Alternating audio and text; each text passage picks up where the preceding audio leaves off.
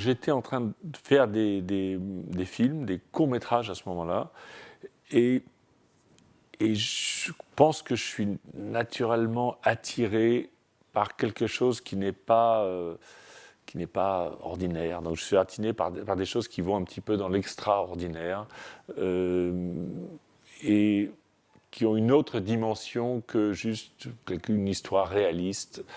Donc quelque chose qui peut... voilà. Donc moi, je faisais des courts-métrages qui étaient complètement partaient là-dedans, qui en même temps étaient ancrés dans une espèce de réalisme, mais qui partaient dans une autre dimension en même temps. Je pense que j'ai retrouvé ça complètement dans l'œuvre de Murakami.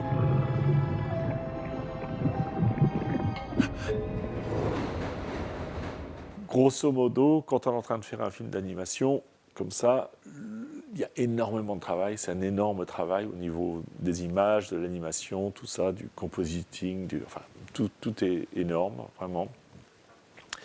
Et donc je me suis juste réservé un petit moment à la fin pour me plonger dans la musique. J'ai construit ça donc avec un mélange de sons électroniques très particuliers que je fabrique avec des, des instruments bizarres et en même temps une instrumentation assez limitée où j'avais pris donc un petit orchestre à cordes et, et des instruments solistes.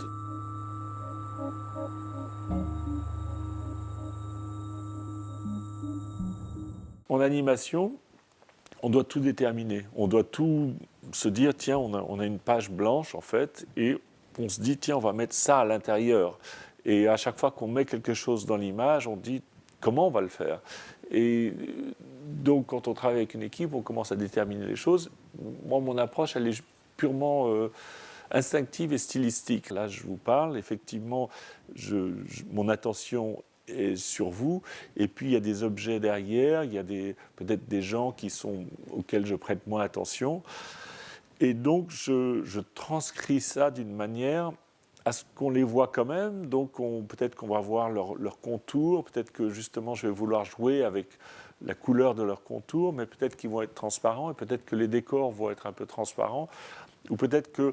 Et donc je vais donner plus de volume, pour moi, qu'une image photographique en donnerait.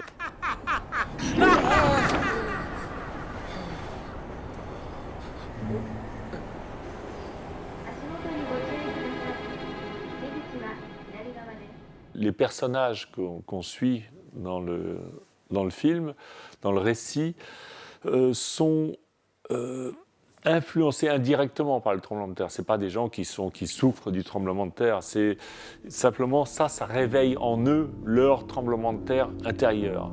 Et ça déclenche quelque chose.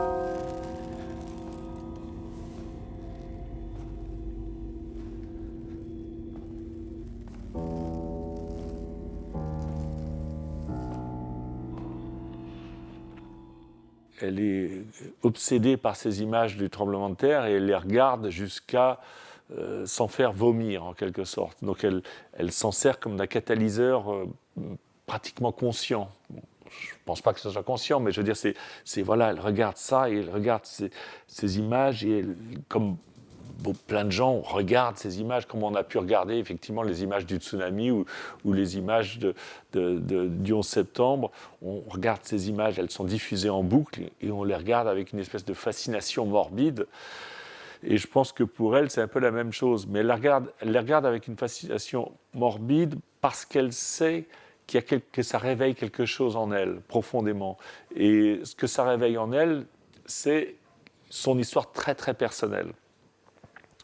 Quelque part, moi, c'est ce que je cherche à faire également.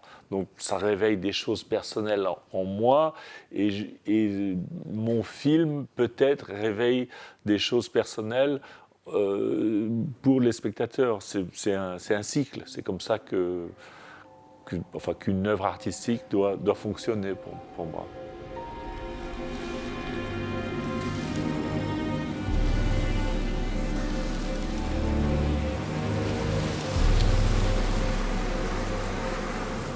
Kyoko fait un vœu secret, mais son vœu, je vais vous le dire, pour moi, ça dit simplement que voilà, c'était une jeune femme un peu fantasque, un peu qui a vécu un amour très fort avec un jeune homme quand elle avait 17 ans.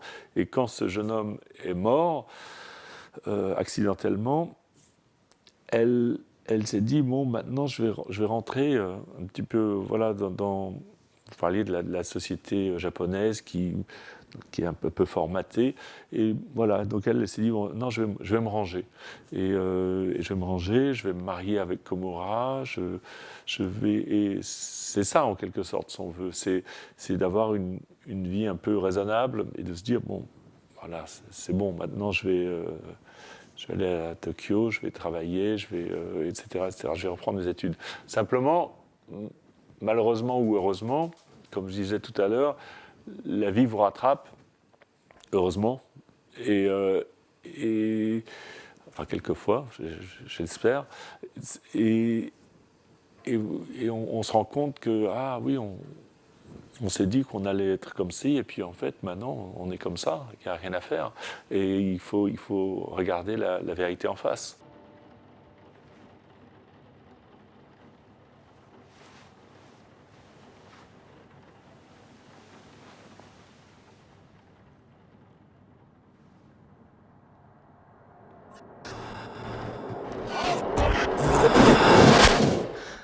La façon dont le tremblement de terre influe sur lui, c'est que ça déclenche quelque chose en lui et ça exacerbe en quelque sorte sa vision de lui-même comme d'un être minable, exploité par tout le monde, qui n'ose rien faire, qui se voit surtout, qui a une image de lui-même détestable.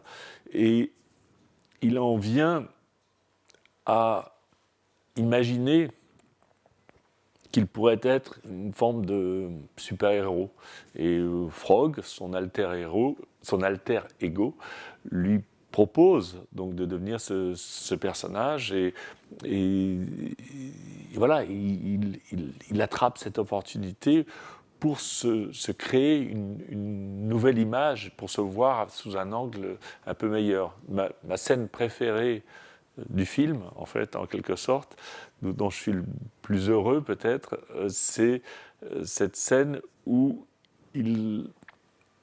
Katagiri parle à Frog dans le miroir, et en fait on voit Frog d'un angle, mais de l'autre on ne le voit pas, on le voit seulement dans la réflexion du miroir, et progressivement l'axe de la caméra change jusqu'à venir faire face à Katagiri. Donc Katagiri est en train de parler à Frog, et puis finalement l'axe change comme ça très progressivement, et jusqu'à ce que Katagiri soit vraiment en train de parler à la caméra. Et donc évidemment, on se rend compte qu'il se parle à lui-même. Vous savez, monsieur Frog, je ne suis qu'un type ordinaire. Appelez-moi Frog. Un type absolument ordinaire. Encore moins qu'ordinaire. Je perds mes cheveux. Je commence à avoir du ventre. J'ai eu 44 ans le mois dernier. J'ai les pieds plats. Le médecin m'a annoncé que j'avais des tendances diabétiques. Ça fait 3 mois ou plus que je n'ai pas couché avec une femme. Et encore, j'étais une professionnelle. Et il n'y a pas une seule personne au monde qui m'aime. Que ce soit dans le privé ou au travail, les gens, je ne sais pas leur parler. Et j'ai peur des inconnus, alors je ne me fais jamais d'amis. Je n'ai jamais pratiqué un sport, je chante faux. Je suis petit, phimotique, myope et astigmate. Ma vie est horrible, en fait. Je ne fais que manger, dormir et chier. Je ne sais même pas pourquoi je vis. Pour moi, c'est juste reprendre contact avec ce qu'il a à l'intérieur. Et avec, tout à l'heure, vous parliez de l'imagination de Katagiri. Bon, pour moi, c'est un peu la même chose. C'est pouvoir reprendre contact avec qui il est. On voit des passages de rêves ou de rêves éveillés où il y a des notions de désir qui apparaissent très clairement. Et pareil avec le chat, donc c'est subitement reprendre contact avec des choses qui le touchent. Et donc la disparition de sa femme, ce chat a disparu, tout ça. Et donc c'est comme si dans ses rêves, ou dans ses rêves éveillés, dans son imagination, il se permettait enfin d'entrevoir ces choses qui l'attirent.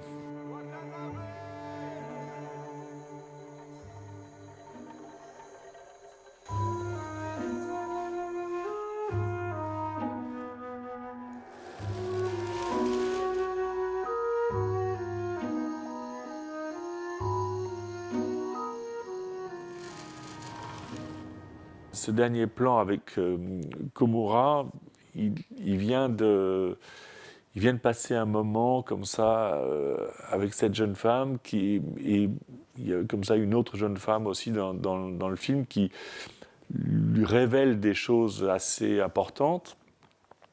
Et il a eu un rêve assez étrange. Subitement, il se retrouve comme ça, seul. Il écoute cette musique, ce magnifique mouvement du 23e concerto pour piano de Mozart. Et ça éveille en lui une espèce de révélation. Pour moi, c'est comme si, c'est pas son âme qui s'envole, mais c'est pratiquement son vide intérieur qui s'échappe de lui. C'est comme s'il pouvait enfin reprendre vie, parce que le vide s'en va et on peut laisser quelque chose rentrer.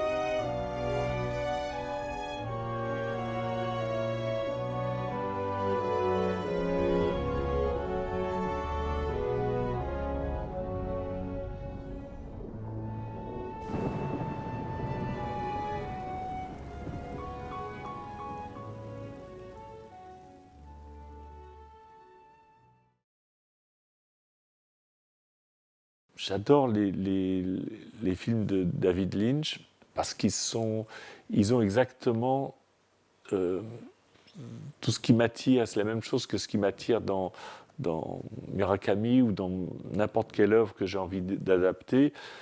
C'est la capacité de se plonger dedans et d'avoir des choses impalpables,